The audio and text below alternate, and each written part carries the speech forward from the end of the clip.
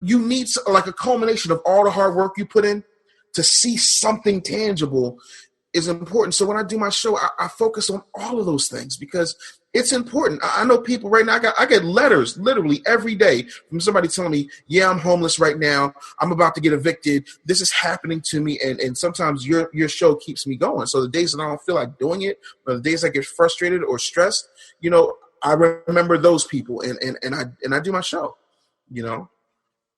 And what was powerful in what you shared, I know you mentioned to us, it wasn't that long ago, you yourself were homeless. So when you look at the journey and where you have come from, that in and of itself is a powerful testament. Absolutely, because I don't think we realize how blessed we are, like, to have a place to bathe. Can we just talk about bathing? Right. Like, I will take a shower after I just took a shower, just because I remember what it was to just have a gas station sink to wash up in. And sometimes I'm caught up because I'm like, okay, there's so many things I want to do to the house. I want to put in hardwood floors, and my kids get ready to go to Howard, and I got to pull this out of my ass. Like, I get so caught up in the dumb stuff that sometimes just the memory of not having the luxury of a hot shower, or not having to put coins in a machine to wash up, or put coins in the machine to get something to eat, is a luxury many of us, including myself at times, take for granted.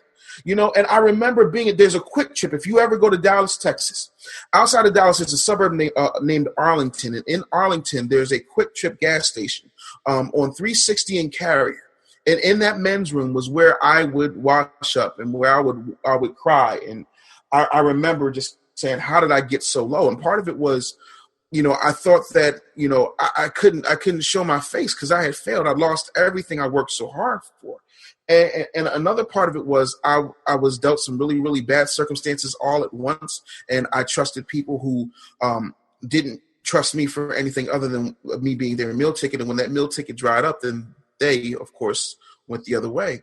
So I have a thing about homelessness. I have a thing about feeding the hungry. I have a thing about helping people get out of that, because there was no Dave Anderson. Like, the Dave Anderson you see didn't exist.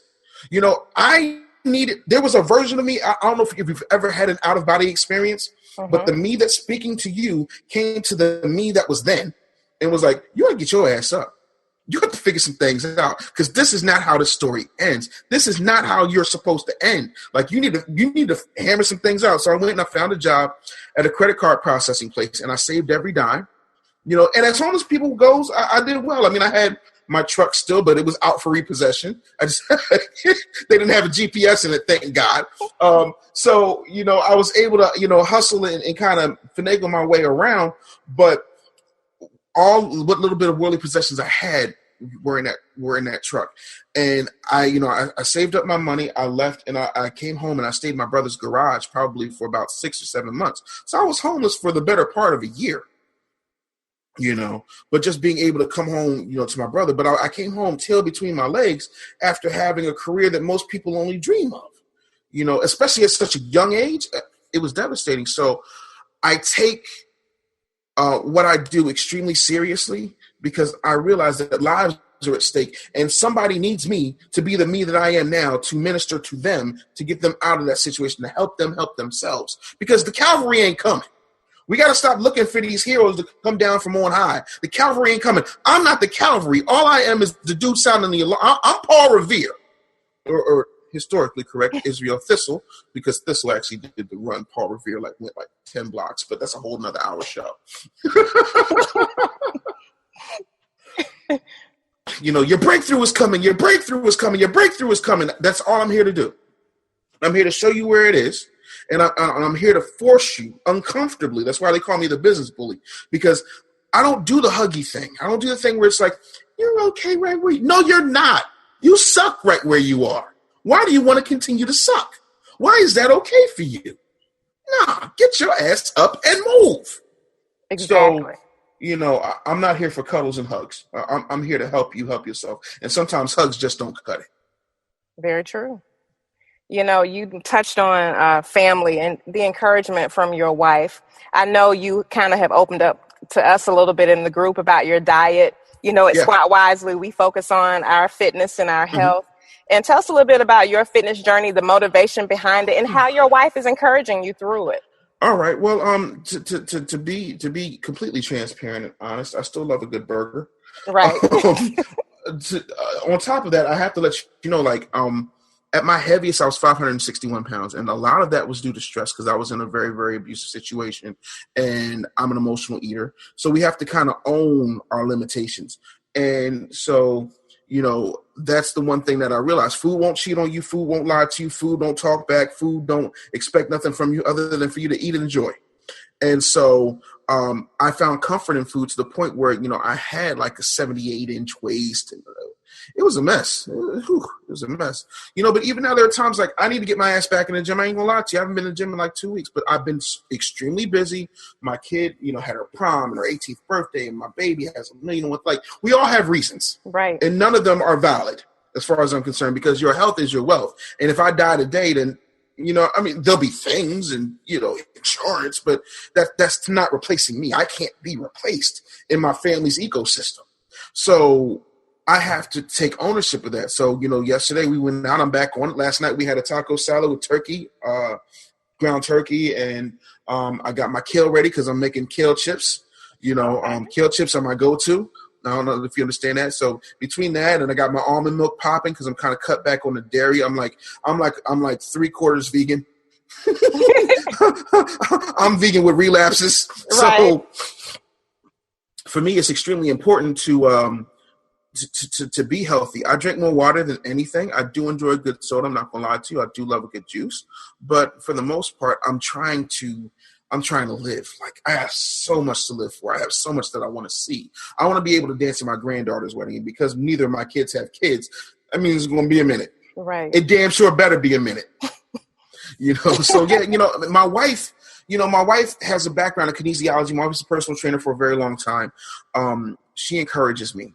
And a lot of people don't know that I'm injured. Like, I fell on a train. And so I have a bulging disc in my neck and 2 on my lower back. And so my limitations are a lot worse than what they used to be. You're talking to somebody who used to bench press 230, who used to wrestle professionally.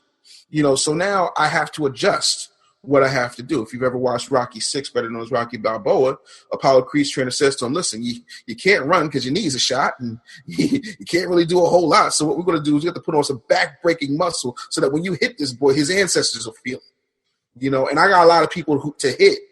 A lot of these gurus out here need to get hit, and I need to hit them so their ancestors will feel it. And that way I got to be around. And so my wife is in an extreme part of my health journey, and my life at this point is so wonderful and so amazing. Like, I can't wait to see what's next. And so I'm happy that God is allowing my fat ass to wake up every day, simply because I'm not where I need to be, but I'm working on it. And probably this time next year, you won't recognize. I'll still have the beard and the mohawk, but I'll look even more like Mr. T, because like cheeks won't be as puffy. Did me? No. So yeah, man. Awesome. Well, Dave, tell us a little bit about what you have going on. Your most recent book, which, guys, I'll be giving away some copies. I'll tell you about that later in the show. Mm-hmm. Tell us how we can get connected with your courses and just how we can find you through your podcast and on social media. Okay, well, if you search The Business Bully online, you'll find me anywhere. My website, of course, is businessbullyshow.com. I hate overloading people with a whole lot of contact me stuff because it gets hectic. What I have going on right now, I'm actually preparing for my conference in August, which is BullyCon, which will be held here in Philadelphia.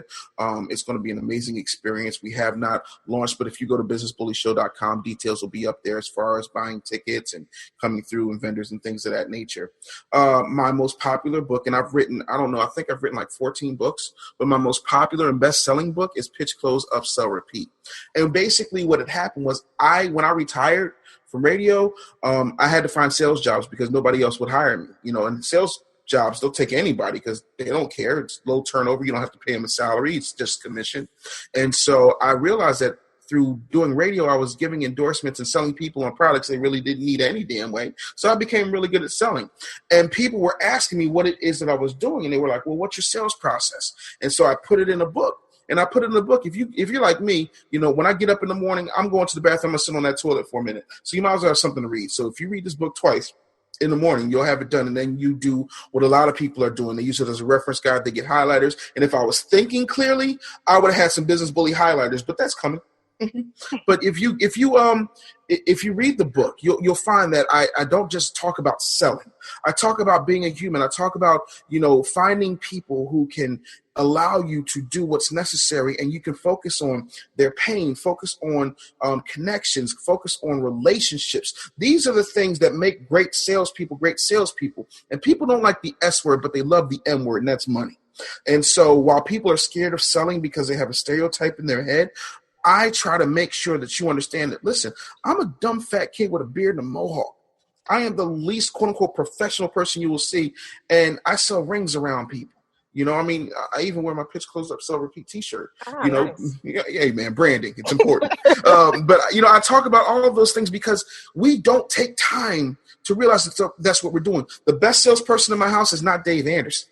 It's a tie between my daughters and my wife. And I'll tell you what my wife does, and I talk about this in the book. In the book, I recall when I realized my wife is a better salesperson because she has me in the shampoo aisle. She's like, babe, this shampoo is only this much and it's on sale, but it doesn't do for my hair what this one does. This one's like $3 or $4 or $5 more. What should I do? And I'm like, hey, you think I'm tripping over $3 or $4 or $5? Man, you better get that and the conditioner. Are you sure, hon? Yeah, babe, get it. I got your shampoo. You go, girl. And then I'll walk away to go get some chips or something. And halfway down the supermarket aisles, I'm like, did she just close me?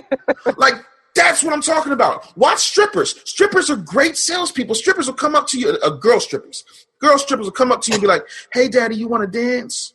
And then you get them on a dance. What do? They upsell you. We can have more fun in the champagne room. That's sales. Right. But see, we don't look at it like that because we're told, well, you have to understand the market and the demographic and blah. All that stuff they're teaching in business school is a bunch of horse shit. Forgive me, but that's what it is. Sales happens in the streets. Sales happens every single day. If you've had sex, you've known how to sell. If you've ever convinced your mama and you black, if you black, you know how to sell. And I'll prove it to you. If your mama said, listen, don't you go in here. We're going to go in here. Don't you ask me for nothing. I ain't buying nothing. I ain't got no money for nothing. And then you come out with that yo-yo or that Barbie doll that you wanted. Congratulations, you're a master salesperson. So we need to get over our relationship and our phobia with sales. And that's why I wrote this book. And to me, it's outside of my kids and me convincing my wife to marry me after she thought I was crazy and a little bit annoying. Probably my greatest work. Awesome. Absolutely my greatest work. So I hope that, people get something out of it. And I'm going to do a pitch, close, upsell, repeat course probably in the fall, which is going to be a 10-week intensive as to how to master sales for your particular industry. Because I think people need that, especially in my group settings. And you've been in my group classes. You know what they're like. It's fun. It's lighthearted. Nobody's like, oh, my God, I'm so scared. Like, I don't do that, So it's an exciting time for me. Awesome. Well, Dave, this is the Squat Wisely podcast. So as we close out our wonderful interview together, you have to give us a wise quote to go by either from yourself or someone that you respect and tell us why it's profound. Wow. Somebody went on Instagram because people and this freaks me out. I know this might sound strange to you because when I tell this to people who aren't like friends or family, it's like, to me, it's strange. People will quote me and they'll put up like memes and pictures on Instagram and Facebook and YouTube. And I'll be like, what's you quoting me for? Like, you ain't never read Gandhi or Martin Luther King or Malcolm? You quoting me? You see Tony Robbins? Tony Robbins, Les Brown, my mentor. Yo, he got quotes. Me? You quoting me? So this is one that a lot of people seem to resonate with. You don't get paid for yesterday's gain. What I see is there are a lot of people who have Al Bundy-itis. Now, Al Bundy was a character from Married with Children, which was a sitcom on Fox that pretty much launched the Fox network. And he was a shoe salesman. He had a wife who basically was a thought in high school and became a bigger thought throughout their marriage. And he has 2 ne'er-do-well children. And he's a shoe salesman, so he got to smell feet. He never met his potential. And what's funny is he holds on to the time where he actually had greatness because he scored 4 touchdowns in a single game at Polk High. And people do that. They hold on to one moment in time and they're like, this is as good as it gets. Back in my day, you should have seen me. I was something. And it's just like, You don't get points for yesterday's game. Nobody's cutting you a check for what you did yesterday. This is a Janet Jackson type of lifestyle. What have you done for me lately? Ooh, ooh, ooh, ooh, yeah. So we got to get to a point where it's like, okay, listen, yesterday is history.